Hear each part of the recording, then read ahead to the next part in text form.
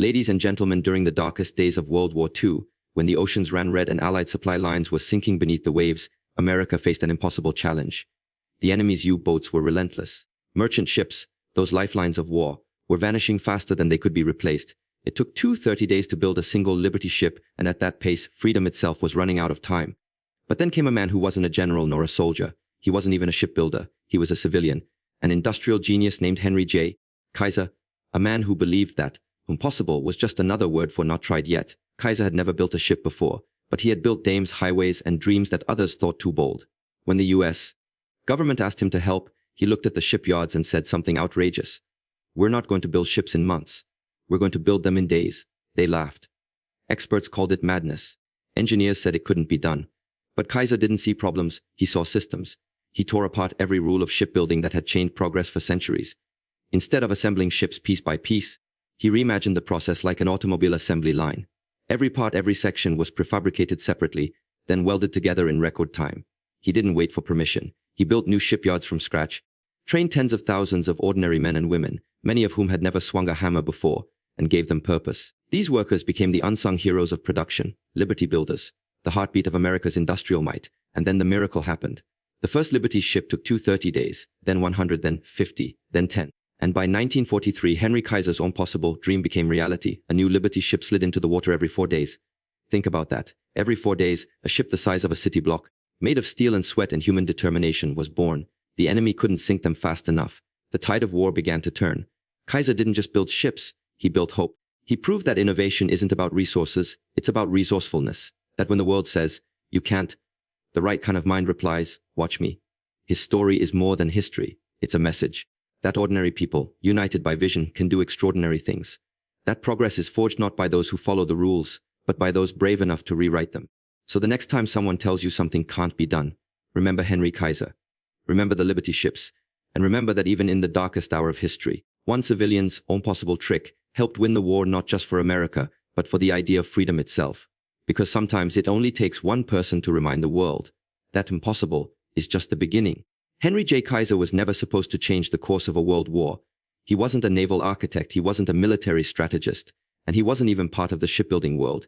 In fact, when the war began, Kaiser was known primarily as a construction magnate, the man who had built massive dams and highways across America.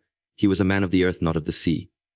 Yet in one of the most desperate hours of human history, it was this civilian, this outsider, who looked at a problem that everyone else called impossible and saw an opportunity to rewrite what was possible.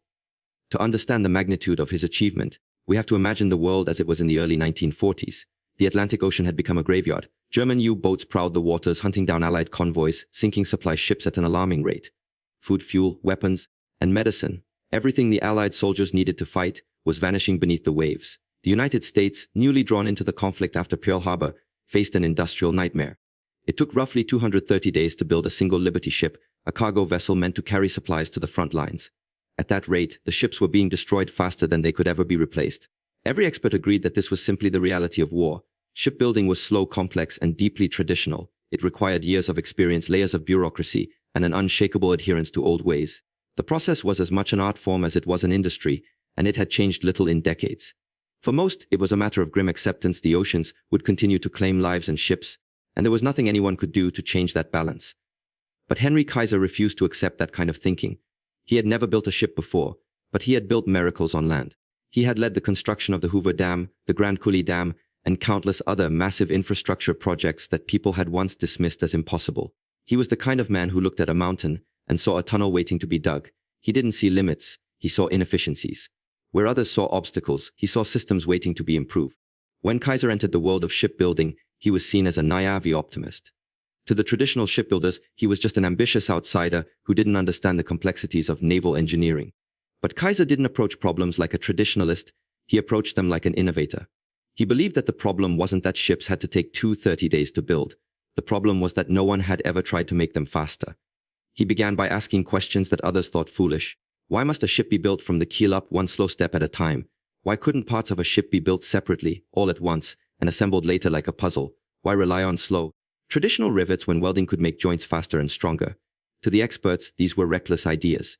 To Kaiser, they were the seeds of revolution. His mindset was rooted in something deeply American, the belief that innovation belongs to those who dare to challenge tradition. He had no naval pedigree, But he had what so many experts lacked: vision unchained by precedent. He didn't care that something had never been done. That was precisely the reason to try it. When Kaiser was awarded the contract to build Liberty ships for the US government, he immediately began redesigning not the ships themselves, but the entire process of how ships were made. He treated the shipyard not as a place of craft, but as a factory of speed. He studied Henry Ford's automobile assembly line and asked, what if shipbuilding could be industrialized the same way? What if we could turn craftsmanship into production? His radical ideas were as much about people as they were about machines. He believed that ordinary Americans, men and women from every background, could learn complex skills quickly if they were given the right environment, tools, and belief in their purpose. At a time when shipyards were dominated by experienced male workers, Kaiser opened his doors to women, to untrained laborers, to anyone willing to work. He created training programs that turned novices into welders within weeks. He built housing for workers near shipyards, provided childcare for working mothers, and even set up medical facilities to ensure his workforce stayed healthy and motivated. These were not small gestures, they were part of a grand design. Kaiser understood something that few industrialists did at the time, that human morale was as critical as machinery. He often said, give people the right tools, and they'll surprise you with what they can do. His shipyards became living examples of that philosophy. Thousands of workers, many of whom had never even seen the ocean before, now found themselves building the ships that would carry freedom across it. And yet, despite his energy and optimism, Kaiser was constantly met with skepticism. Engineers warned him that welding would lead to structural weaknesses. Admirals scoffed at the idea of mass-produced ships, fearing they would be flimsy or unsafe. Economists doubted that unskilled labor could ever meet military standards. But Kaiser pushed forward anyway. He didn't fight his critics with words, he fought them with results. His first ship took 230 days, just like everyone else's. But then he refined his process. He rearranged assembly lines, trained more workers, and cut wasted motion. The next ship took 100 days, then 50, then 20. Every new ship was faster than the last because Kaiser treated production like an experiment in continuous improvement. Every mistake was a lesson. Every delay a challenge to overcome. He didn't see setbacks as failures, he saw them as feedback. It's easy to look back now and see his achievements as inevitable, but at the time, they were acts of defiance. The traditional shipbuilders were furious that this newcomer was dismantling their sacred methods. They called his ships Kaiser coffins, mocking the idea that something built so fast could ever last. But the irony was that the Liberty ships not only survived, they thrived. They carried supplies through storms, through attacks, through the crucible of war, proving that speed and quality could coexist when guided by vision.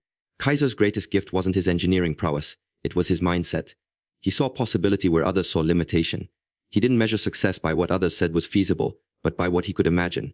In that way, he embodied the essence of leadership, not commanding others to follow, but showing them that something greater could be achieved. His influence extended far beyond the shipyards. The spirit of his innovation inspired a generation of engineers, manufacturers, and workers. His methods spread through other industries, changing the very nature of wartime production. The United States, once struggling to keep up, became the arsenal of democracy, producing ships, tanks, and planes faster than any other nation on Earth. That transformation didn't happen in a boardroom or a government office. It happened because one civilian had the courage to see differently.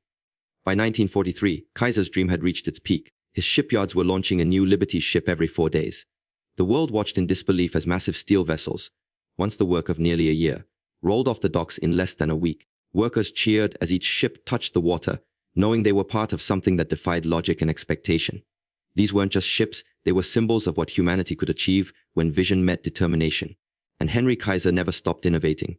After the war, he turned his attention to healthcare, founding the Kaiser Permanent System to ensure that workers and their families could receive affordable medical care. He moved into automobile manufacturing, aluminum production, and housing construction, always guided by the same belief that progress belonged to those bold enough to chase it. But his legacy isn't measured in ships or factories. It's measured in mindset. The reason his possible trick worked wasn't because of luck or timing, it was because he saw beyond his own expertise. He entered a field where he was an outsider, and rather than trying to fit in, he reinvented the rules. He believed that vision mattered more than experience, that courage mattered more than credentials. In every great leap of history, there is a moment when someone without permission dares to think differently. Henry Kaiser was that someone. He wasn't bound by what others believed could or couldn't be done. His imagination became the engine of innovation, and his faith in ordinary people turned them into extraordinary builders. He proved that expertise can sometimes become a prison, that those who know too much about how things should be done often forget to ask how things could be done. Kaiser asked that question every day, and in doing so, he taught the world a timeless truth, that true progress doesn't come from knowing all the answers. It comes from daring to ask new questions. His story remains one of the clearest examples of vision triumphing over limitation. In a time when the world needed miracles, Henry J. Kaiser delivered one, not through magic but through belief, imagination, and fearless innovation. He showed that one civilian, armed with nothing more than vision and determination, could reshape an entire industry and, in doing so, help win a global war. And that, more than any ship or record, is the power of seeing beyond expertise, the power of believing that impossible is just another challenge waiting to be solved. When Henry J. Kaiser looked at the traditional world of shipbuilding, he didn't see craftsmanship. He saw inefficiency hidden beneath layers of habit. To him, shipyards were trapped in a slow, almost ritualistic process that had changed little since the age of sail. Shipbuilders still worked step by step, constructing vessels from the keel upward, one rivet and one plate at a time. Each part depended on the one before it, and if any step fell behind, the entire project stalled. It was a linear process, predictable but painfully slow. In an era of war where time was more precious than gold, that approach was a luxury the Allies could not afford. Kaiser's genius lay not in knowing the details of ship construction, but in understanding systems. He had spent his life building enormous projects: the Hoover Dam, the Grand Coulee Dam, and vast highways stretching across America. These projects taught him that success didn't come from one person's skill, it came from organizing thousands of moving parts into a synchronized whole. He saw industry as a living organism, a system of interdependent parts that could be refined, simplified, and accelerated. When he entered shipbuilding, he brought that same mindset with him. Most shipbuilders saw each ship as an individual masterpiece. Kaiser saw it as a product. He wasn't interested in creating one perfect ship. He wanted to create a system that could build hundreds of them quickly. That mental shift, treating shipbuilding as manufacturing, was revolutionary. He believed that if Ford could build a car every few minutes, then there was no reason a ship couldn't be built in days. The key, he realized, was to change how ships were made, not just who made them. At the heart of Kaiser's system was prefabrication. Traditional shipyards built vessels on site, starting with the base and gradually adding each component until the ship was complete. This approach meant that thousands of workers had to crowd around a single hull, waiting for their turn to work. Time was wasted, space was wasted, and coordination was a nightmare. Kaiser saw that this bottleneck was killing productivity. His solution was bold: why not build large sections of the ship, entire hull segments, deck plates, and bulkheads, in separate locations all at once, and then weld them together like pieces of a puzzle? This was a radical idea. Prefabrication was common in small-scale construction, but it had never been attempted on this scale, especially not for something as complex as an ocean-going vessel. But Kaiser believed that technology should serve imagination, not the other way around. He restructured his shipyards into vast networks of specialized workshops. Each shop was responsible for producing a specific component, one for the bow, another for the stern, others for the superstructure and internal systems. These sections were then transported to the main assembly site, where giant cranes lowered them into place with precision. This new method turned chaos into order. While one team welded hull plates, another team installed engine rooms, and yet another prepared the decks, all simultaneously. Work no longer had to wait for another task to finish. Every stage moved independently, like gears in a vast machine. Suddenly, production speed didn't just double, it multiplied exponentially. What had once taken months now took weeks, and what had taken weeks could soon be done in days. But prefabrication was only one part of Kaiser's innovation. He also revolutionized the construction techniques themselves. For centuries, ships had been built using rivets, thousands of tiny metal pins hammered into place to hold steel plates together. Riveting was slow, labor-intensive, and required highly skilled workers. Each rivet had to be heated, inserted, and hammered tight. It was craftsmanship, not manufacturing. Kaiser replaced this old art with the modern science of welding. Welding fused steel plates directly together using heat, creating stronger joints and eliminating the need for thousands of rivets. Many experts scoffed at the idea. They warned that welded ships would crack under stress, that the metal would warp, that the joints would fail. But Kaiser trusted his engineers and his intuition. He understood that new methods always faced resistance from those comfortable with tradition. He pushed forward, testing materials, refining techniques, and proving through results that welding was not only faster, it was better. Welding cut production time drastically, reduced labor costs, and allowed his workers, many of whom were untrained civilians, to produce ships that were both stronger and lighter than before. Kaiser didn't stop at construction. He reimagined the entire workflow of a shipyard. Traditional yards were hierarchical and rigid. Information flowed slowly and small problems could stall production for days. Kaiser introduced a new kind of management, decentralized, adaptive, and responsive. He empowered foremen to make decisions on the spot, encouraged constant feedback between departments, and created a culture where ideas flowed freely upward as well as downward. Workers were encouraged to suggest improvements to processes, and if their ideas worked, they were implemented immediately. This spirit of collaboration made the shipyards feel alive, dynamic, and constantly evolving. He also paid obsessive attention to logistics. In a system where thousands of parts were being fabricated simultaneously, timing was everything. If one section arrived late, the entire assembly could grind to a halt. Kaiser solved this by introducing just-in-time delivery systems decades before the term became popular in modern manufacturing. He organized fleets of trucks, rail lines, and supply depots so that materials flowed seamlessly from suppliers to workshops to the docks, all coordinated by detailed schedules and constant communication. His shipyards operated with the precision of a symphony, every note timed perfectly. To sustain such massive production, Kaiser understood that his workers had to be part of the system too, not as replaceable cogs, but as valued participants. He treated labor relations as another system to be optimized. He built clean, well-lit facilities, provided medical care through his own healthcare program, which would later evolve into Kaiser Permanente, and ensured that morale stayed high. He famously said that healthy workers are productive workers, and his shipyards proved it. Absenteeism was low, efficiency was high, and loyalty to the mission was unshakable. Another critical aspect of Kaiser's innovation was his use of data. He meticulously tracked every stage of production, measuring progress, identifying bottlenecks, and adjusting workflows accordingly. His engineers used stopwatches to time each task, studying where seconds could be saved, where steps could be eliminated, and where coordination could be improved. It was a data-driven revolution before the age of computers. Every number told a story, and every story revealed a way to go faster. This continuous feedback loop became the backbone of his success, the foundation of what would later be called continuous improvement. The results were staggering. At first, his new system seemed almost too efficient to be real. Ships that had taken 30 days to complete began rolling out in under 100, then 50. Then, as his methods matured and workers mastered their rhythm, production reached unprecedented speeds. By 1943, Kaiser's shipyards were launching a new Liberty ship every 4 days. It wasn't a miracle, it was a triumph of systems thinking. Every process, every motion, every weld was part of a grand design aimed at one goal: speed without compromise. The impact of this innovation went far beyond shipyards. Kaiser's methods changed the entire landscape of industrial production. The idea that large, complex machines could be mass-produced with modular components became a cornerstone of post-war manufacturing. His approach influenced everything from aerospace to automotive design, from infrastructure to healthcare logistics. The assembly line principles he adapted to shipbuilding became part of the DNA of modern industry. Yet perhaps the most remarkable part of Kaiser's system was how human it remained. He didn't replace craftsmanship with cold automation, he replaced inefficiency with empowerment. He respected the intelligence of his workers, trusting them to operate independently and to find creative solutions on the ground. He gave them ownership of the process, and in doing so, he transformed them from laborers into innovators. His shipyards weren't just factories, they were living laboratories of collaboration and learning. Through his systems thinking, Kaiser also showed that innovation isn't just about machines, it's about perspective. He didn't invent welding, or prefabrication, or assembly lines. What he did was connect them. He saw how existing ideas could combine to create something entirely new.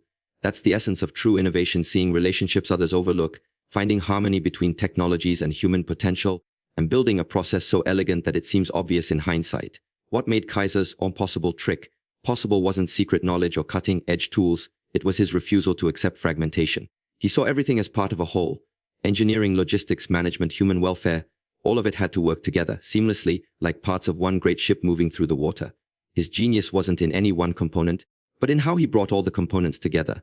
By reimagining shipbuilding through systems thinking, Henry J. Kaiser turned an outdated, slow-moving craft into an engine of mass production that helped win a world war. He demonstrated that when you stop asking, how do we make this better, and start asking, how do we make the whole system work smarter, the impossible becomes inevitable. He proved that speed, efficiency, and quality are not enemies. They are allies when innovation flows through the entire system. His approach became a blueprint for modern industry, and a timeless reminder that the greatest breakthroughs often come not from invention alone, but from integration, from the ability to see the invisible connections that others miss. When Henry J. Kaiser first received the challenge to build Liberty ships for the US government, he knew that steel and machinery alone would not win the war. The true engine of production was human energy, the hands, hearts, and hopes of people who had never imagined themselves as builders of ships. America's traditional shipyards were already stretched thin, staffed with craftsmen who had spent their lives perfecting the art of naval construction. But Kaiser's vision was not limited by tradition.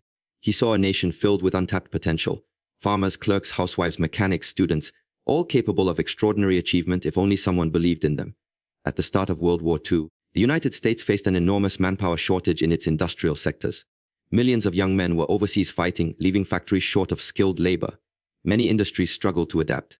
But Kaiser saw opportunity in this crisis. He believed that skill could be taught faster than courage could be replaced, and that America's untrained workforce could become a formidable industrial army if given the chance. His faith in ordinary people would become one of the most powerful forces behind his success. When Kaiser began building shipyards along the West Coast, he made a decision that shocked industry veterans. He would hire anyone willing to work, regardless of experience, gender, or background. To traditionalists, this seemed reckless. Shipbuilding was considered a specialized trade, demanding years of apprenticeship. How could someone who had never seen a shipyard contribute meaningfully? But Kaiser didn't believe in limitations set by convention. He believed that with the right training and motivation, anyone could learn anything. He built training centers next to his shipyards, creating what amounted to schools of industrial empowerment.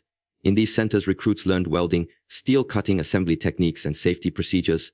Not over years, but over weeks. It was a crash course in confidence. The instructors were patient, the methods practical, and the environment filled with purpose. Every day, new workers emerged from these programs ready to take their place among the builders of Liberty ships. For many, it was their first job outside the home or the farm. For all, it was a chance to serve their country in a different kind of uniform. A uniform of hard hats, gloves, and determination.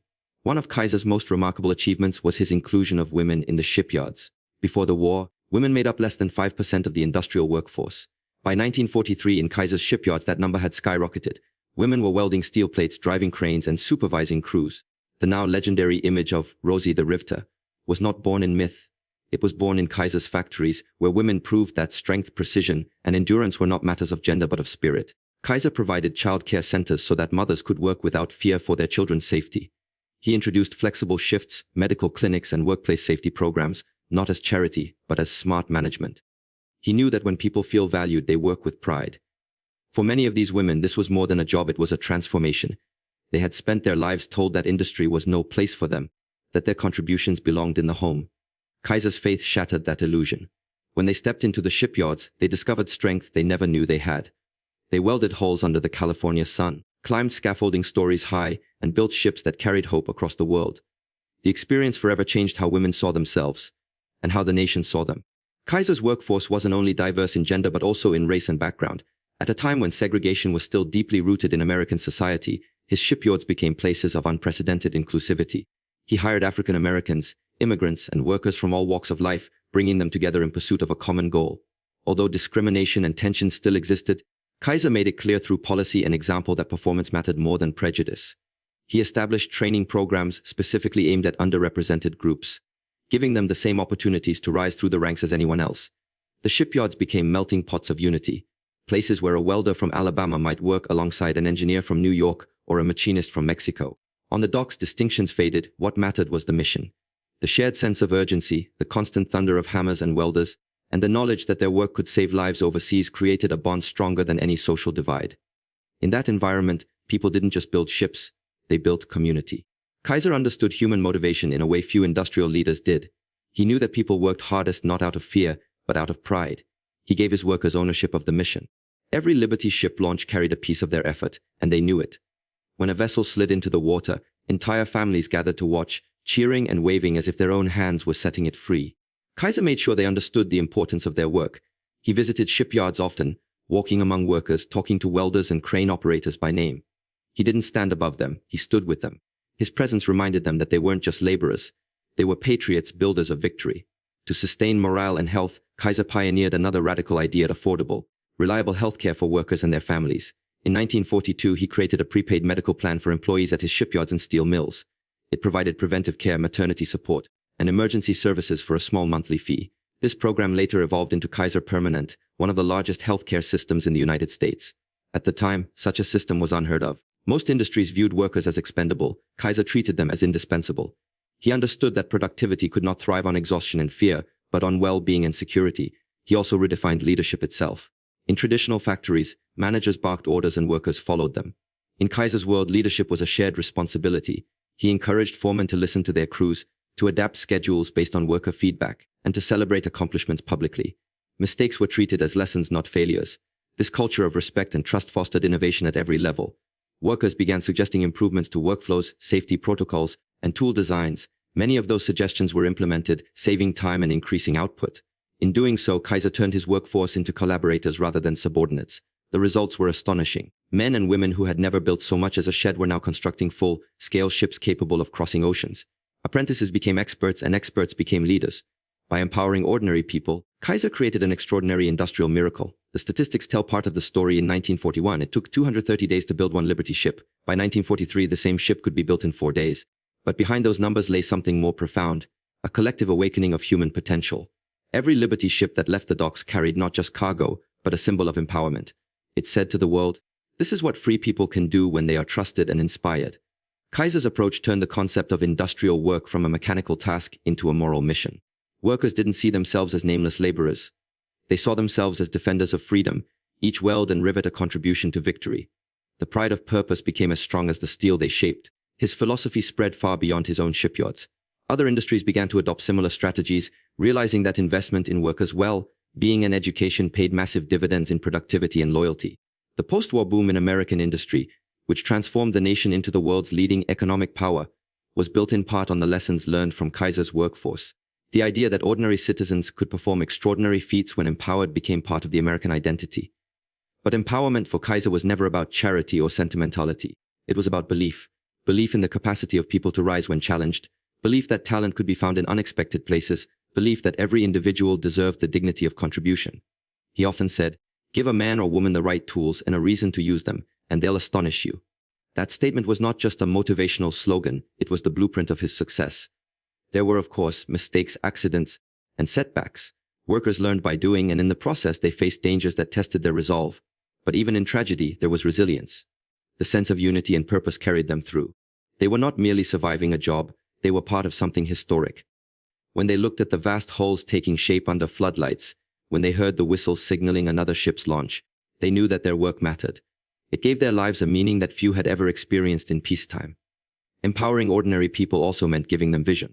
Kaiser constantly reminded his workers of the bigger picture, that their labor wasn't just about meeting quotas but about safeguarding lives. He showed them maps, letters from soldiers, and photographs from the front, connecting their effort to the war's human stakes. Every time a Liberty ship delivered food to starving allies or ammunition to embattled troops, Kaiser made sure his workers knew. That knowledge transformed routine labor into patriotism in motion. By the end of the war, Kaiser's shipyards had employed more than 300,000 men and women. Many of them went on to become skilled tradespeople, engineers, and leaders in their communities. The experience had changed them forever. They had discovered that greatness is not a matter of privilege or pedigree, but of participation. They had learned that innovation begins when someone believes you can do more than you think you can. Henry Kaiser's ability to see the extraordinary in ordinary people remains one of his most enduring legacies. His shipyards were not just factories of steel, they were factories of confidence. He turned everyday citizens into builders of victory, proving that empowerment is the strongest fuel of progress. The lesson he left behind echoes far beyond the war years. When people are trusted, trained, and inspired, there is no limit to what they can build, not even the impossible. When the United States entered World War II, one of its greatest vulnerabilities was not on the battlefield, but in the shipyards. The war was fought across oceans, and every gallon of fuel, every crate of ammunition, every sack of grain had to travel by sea. But the German U-boats were merciless, sinking Allied cargo ships faster than they could be replaced. The oceans had become graveyards of steel, and the supply lines that fed the fight for freedom were bleeding dry. The Liberty ship program was meant to be the answer, a fleet of simple, mass-produced cargo ships that could be built quickly and cheaply. Yet, in the early days, quickly still meant 230 days to build one ship. At that pace, the war might be lost before America could ever catch up. Then came Henry J. Kaiser, the man who refused to accept time as an enemy. To him, time was a resource just like steel or labor, something that could be managed, redefined, and conquered. He didn't just want to speed up shipbuilding, he wanted to reimagine it. The transformation he led, from months to days, would become one of the most astonishing feats of industrial engineering in human history. At first glance, the idea seemed impossible. Building a ship was among the most complex engineering projects known to man. Each vessel required thousands of tons of steel, precision welding, delicate assembly, and the coordination of tens of thousands of workers. It wasn't like producing cars or airplanes. It was vastly larger, heavier, and more intricate. But Kaiser refused to see it as a question of difficulty. To him, the question was process. Why did it take 230 days? What slowed it down? And how could every wasted hour be turned into progress? He began by dissecting the timeline of ship construction from beginning to end. In a traditional shipyard, work started with laying the keel, and each successive step depended on the previous one. It was a linear process, logical, but painfully inefficient. If one team fell behind, the entire schedule collapsed. Kaiser's first innovation was to break that chain. He reorganized ship construction into simultaneous phases rather than sequential ones. Prefabrication allowed multiple sections of the ship, the bow, stern, decks, and superstructure, to be built at the same time in different parts of the yard. This approach turned the shipyard into a giant puzzle factory, where every team worked independently on its own piece before bringing it all together at the docks.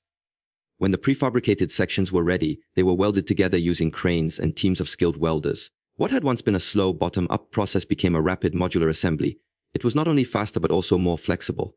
If one section faced a delay, others could continue unabated. Kaiser also redefined the very concept of efficiency. In traditional yards, long breaks, idle machinery, and waiting for materials were normal. But Kaiser saw these as invisible thieves of time. He introduced round-the-clock shifts so that the shipyards never slept. Day and night, sparks flew, cranes moved, and the heartbeat of production never stopped. Floodlights turned night into day, and the roar of industry echoed through the coastal towns of Richmond and Portland.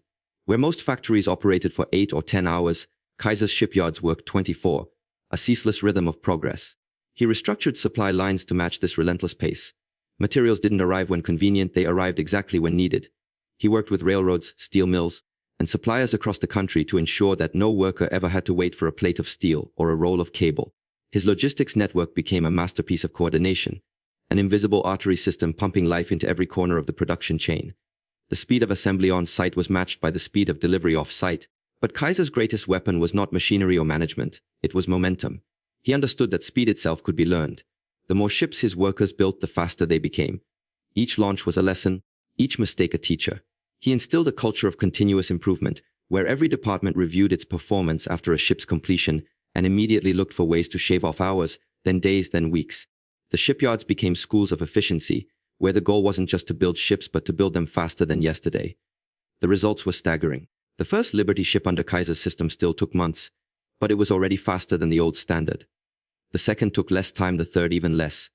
Within a year, production time had fallen by more than half. His workers developed a rhythm that seemed almost superhuman. Schedules were rewritten so many times that the U.S. Maritime Commission could hardly keep up. What had been a 230-day process was now 100 days, then 60, then 40. By late 1942, the speed had become legendary. Kaiser's workers began to take pride not only in what they built but in how fast they built it. Shipbuilding became a race against itself, a test of ingenuity, coordination, and willpower. Rival shipyards competed to set new records. At Richmond, the men and women of the shipyard began challenging themselves to cut construction time with each new vessel.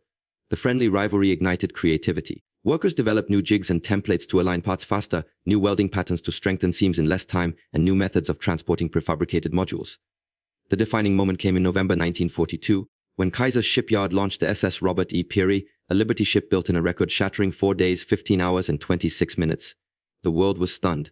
Newspapers declared it a miracle. The very idea of building a 10,000-ton ocean-going vessel in less than 5 days defied belief. For the workers who had achieved it, the moment was electric.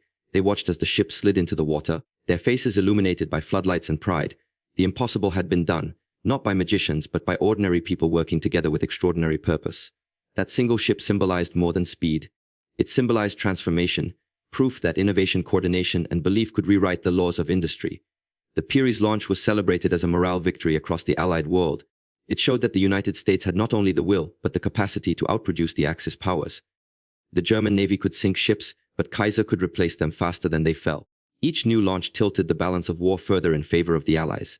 Yet Kaiser didn't let the 4-day record become a one-time spectacle. He knew that miracles must become systems to change the world. He focused on sustaining efficiency, not just achieving it once. The shipyards continued to produce Liberty ships at a steady rhythm, one every 4 days on average across his facilities. It was no longer about breaking records. It was about building a reliable flow of ships, a relentless industrial tide that would overwhelm the enemy's ability to destroy. The acceleration of shipbuilding had profound ripple effects beyond the shipyards. It transformed logistics, military planning, and morale. Suddenly, the Allied forces could count on a steady stream of supplies. Convoys sailed across the Atlantic filled with ammunition, food, and vehicles. The threat of shortage began to fade. The war effort gained confidence, knowing that the industrial heart of America was beating faster than ever. Kaiser's achievement became a weapon of strategy as powerful as any gun or tank, an invisible force that sustained the armies of democracy. Behind the staggering numbers, however, lay an equally remarkable human story. The speed did not come from machines alone, it came from people working in perfect synchrony. Every welder, crane operator, foreman, and clerk played a part. The sense of unity was palpable. You workers understood that every saved hour meant lives saved at sea. The purpose gave their labor meaning. It was not just about output, it was about contribution. The shipyards became symbols of national spirit. Visitors from the press and government toured them in awe, describing them as cities of motion.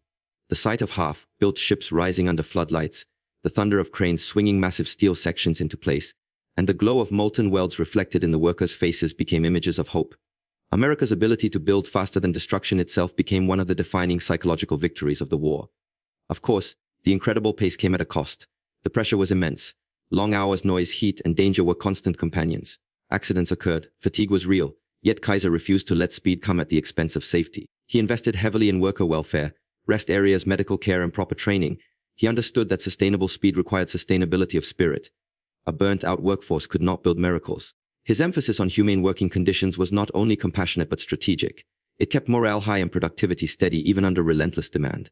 As time went on, Kaiser's shipyards became models of what was possible when innovation and determination converged. They attracted attention from industrial leaders worldwide. After the war, economists and engineers studied his methods to understand how he had achieved such an impossible feat. What they found was not a single secret formula, but a philosophy, an unshakable belief that improvement is infinite. Kaiser never believed in perfection, he believed in progress. Each ship was better, faster, and more efficient than the last because he treated every success as a foundation for the next. The transformation from months to days was not merely a matter of engineering, it was a triumph of mindset.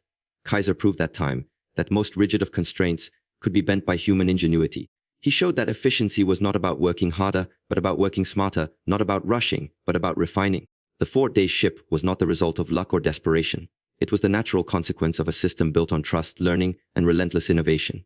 When the war finally ended, the Liberty ships that had rolled off Kaiser's docks stood as silent witnesses to what speed and vision could achieve. More than 700 were built in total, most of them by Kaiser's yards. They carried armies, supplies, and hope across seas once ruled by fear. They became symbols of resilience, of what humanity could accomplish when necessity met imagination. From 230 days to 4, from one ship to thousands, from despair to dominance. Henry Kaiser's revolution in time remains one of the greatest industrial achievements of the 20th century.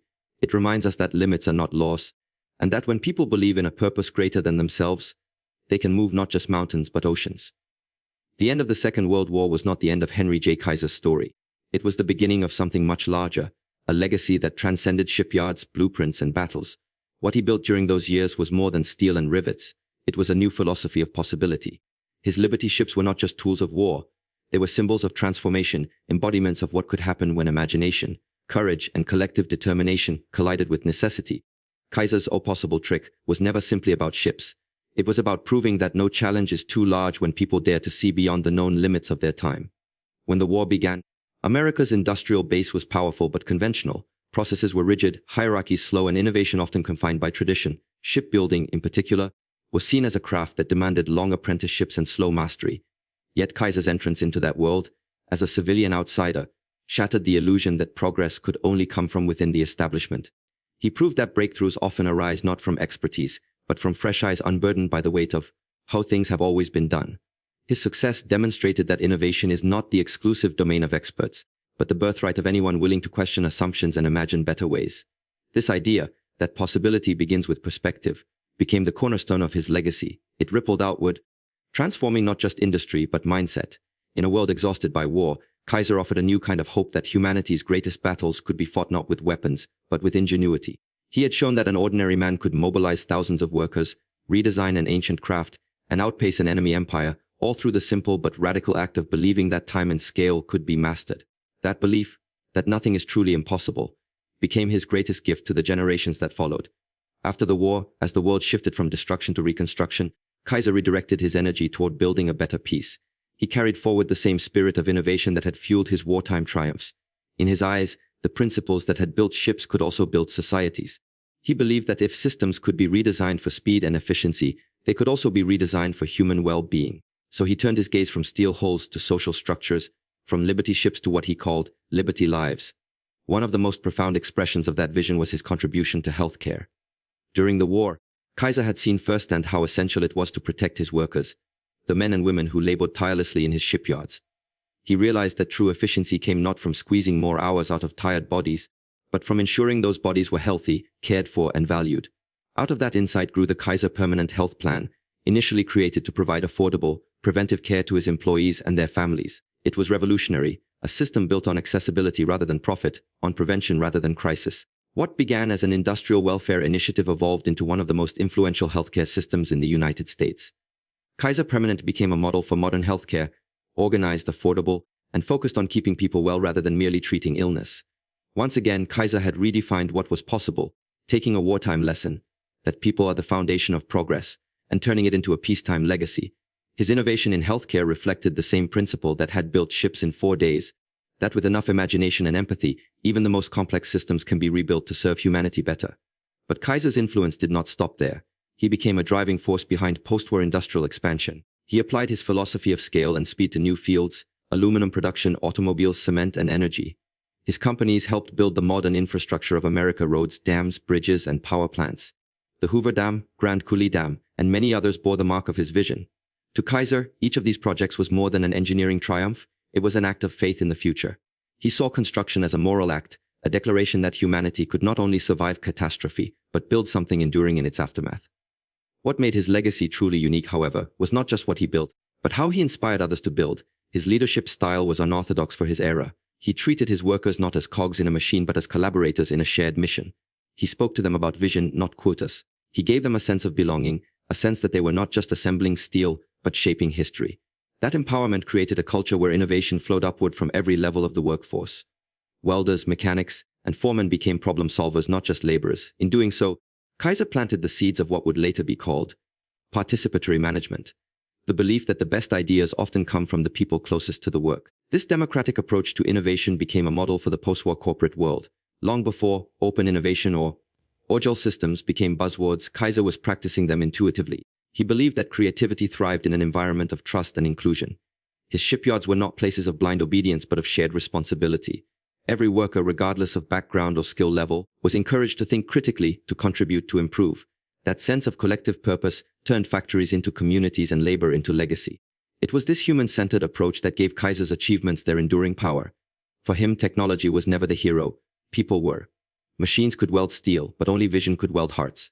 His legacy is not measured only in the ships he built or the speed he achieved, but in the belief he instilled that humanity's potential expands in proportion to its courage to imagine. He showed that progress is not a miracle but a mindset, one that begins the moment we refuse to accept the limits handed to us by history. In the decades that followed, the story of Henry Kaiser and the Liberty ships became a touchstone for innovators, entrepreneurs, and dreamers. Business schools taught his methods, engineers studied his systems, leaders quoted his defiance of the impossible. Yet beneath all the technical lessons lay a deeper truth that success is not born of perfect conditions, but of imperfect people daring to try. Kaiser built his empire not in calm waters but in the storms of crisis. His shipyards were born of urgency, his breakthroughs born of necessity. And yet, that is precisely what made them universal, because every generation faces its own storms, its own impossibilities waiting to be challenged. The post-war world entered an era of rapid technological growth, space exploration, computerization, atomic energy, and in each new frontier, echoes of Kaiser's philosophy could be heard. The same spirit that once built ships faster than time now propelled rockets beyond Earth. The same belief that production could be multiplied by imagination inspired the digital revolutions that reshaped society. Kaiser's story became a reminder that progress is not linear, it is exponential when guided by vision and courage. Even outside industry, his legacy influenced the cultural understanding of innovation. He became a symbol of the can-do American spirit, the idea that no challenge is insurmountable when tackled with resourcefulness and unity. His name became synonymous with practical optimism. He embodied the notion that ordinary citizens, through collaboration and conviction, could achieve feats once reserved for legends. His success story offered a kind of moral reassurance that the future belonged not to the fearful, but to the fearless. Yet perhaps the most enduring aspect of Kaiser's legacy is its moral dimension. Beneath the machinery, metrics, and blueprints lay a profound faith in humanity. He believed that people, given purpose and opportunity, would rise to the challenge. That faith is what made his systems work, not just the efficiency of his designs, but the efficiency of his hope. He trusted people to become better than they were yesterday, and in doing so, he proved that progress is not just mechanical, but moral. When he spoke to his workers, he didn't talk about productivity as a goal. He spoke about contribution to the war effort, to their country, to their families, to history itself. He gave meaning to labor, transforming industrial work into a collective act of service. That belief, that work can be both productive and purposeful, became a cornerstone of post-war social philosophy. It influenced not only industry but education, civic life, and the broader cultural understanding of progress. Over time, the physical Liberty ships faded from the seas. Many were scrapped, some sank, and a few remain as floating museums. But their spirit endures, not in steel but in story. Every time a new generation faces an impossible task, Kaiser's lesson resurfaces that impossibility is not a wall but a doorway. The Liberty ships are long gone, yet they continue to sail in the imagination of anyone who has ever dared to attempt the unthinkable. Kaiser's later years were filled with new ventures and continued vision. He launched initiatives in housing, education, and global development. His companies helped shape the modern American landscape, but his true legacy lived in the invisible architecture of belief he left behind. The conviction that innovation is not a privilege of the few, but a responsibility of the many. He once said, "Problems are only opportunities in work clothes." That single sentence encapsulated his philosophy and continues to inspire entrepreneurs, scientists, and dreamers across the world. In the end, the measure of Henry Kaiser's greatness lies not in the ships he launched, but in the minds he ignited. He transformed an industrial crisis into a human triumph, and in doing so, taught the world that progress is not bound by circumstance but by imagination. His impossible trick, turning a 230-day task into a 4-day miracle, was not magic, it was mindset. A mindset that continues to whisper to every generation that dares to dream: if it can be imagined, it can be built.